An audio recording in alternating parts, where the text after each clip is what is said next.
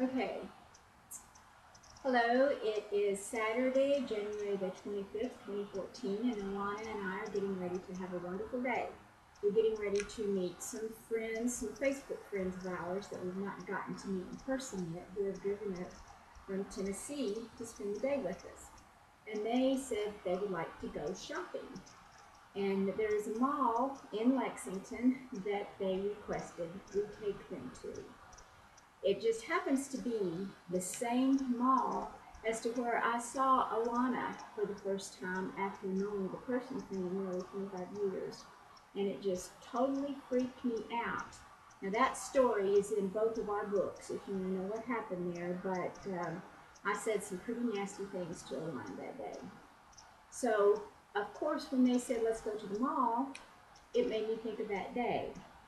And it also made me think about my transition on how today I'm excited to go shopping not only with one trans woman, but two trans women and the wife of our friend who is a trans woman.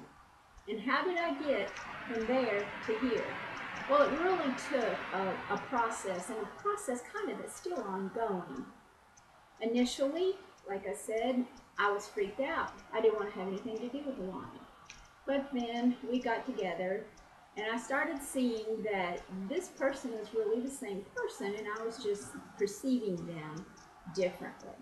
So then we started going, or Alana had been going to the GLSO, the Gay Lesbian Services Organization Transgender Support Group in Lexington. So she asked me to go with her, which is one of the first times I was ever out in public with Alana.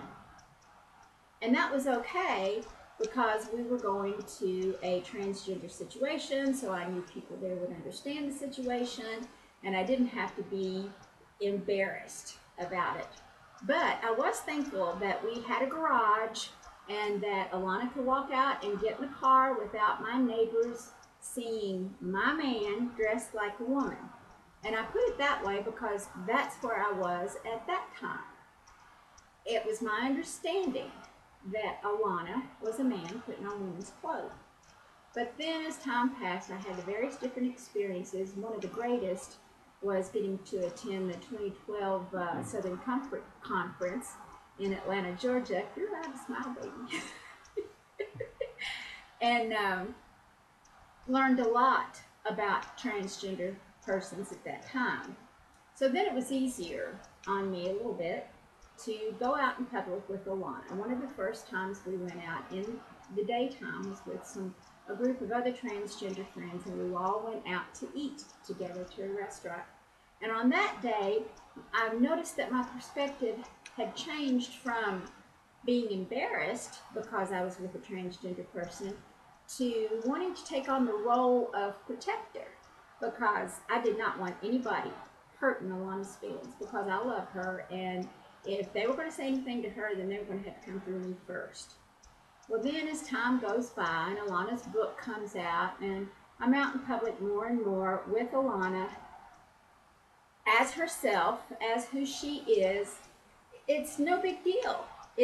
I am learning that I have finally learned that trans woman just simply means a woman. So it took my transition from, oh my God, this is freaky, to my man's wearing dresses, to, oh, my spouse is a female. Now, I'll always wonder if we will ever have that situation where somebody says something nasty to us. It hadn't happened, and I really don't think it will, and I really don't think it will. But how would I handle that if it does? I do think about that. Well, it dawned on me that whenever somebody says something, that's absolutely no reflection of me or Alana. It's a reflection of the person doing the saying. And if somebody is nasty and says nasty things, then that means that that is you probably uninformed person making decisions based on not having all the information, which is exactly where I was when I was freaked out by Alana. I was uninformed. But as I became informed, then my perspective changed, and I knew more about what is the truth.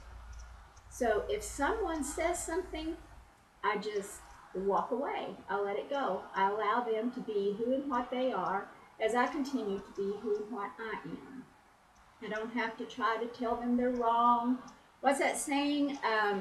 For those who understand, no explanation is necessary. For those who don't understand, no explanation is possible. So I just know that I don't want to be around those people. I move on, go on. But then it dawned on me, if what people say is a reflection of them, there goes our puppies. If what people say is a reflection of them, then it's true when someone says something nice to us. Again, that is not us. That is the perspective and the type of person that's doing the talking. Now, when someone says something nice to us, that's the type of people I want to get to know. I don't have to move on. I want those people in my life. So I choose who I allow in my life. I choose to be happy, and I choose this wonderful life with my spouse who has an itchy ear. Baby, I love you, so let's go have a good time with our friends, okay? All right.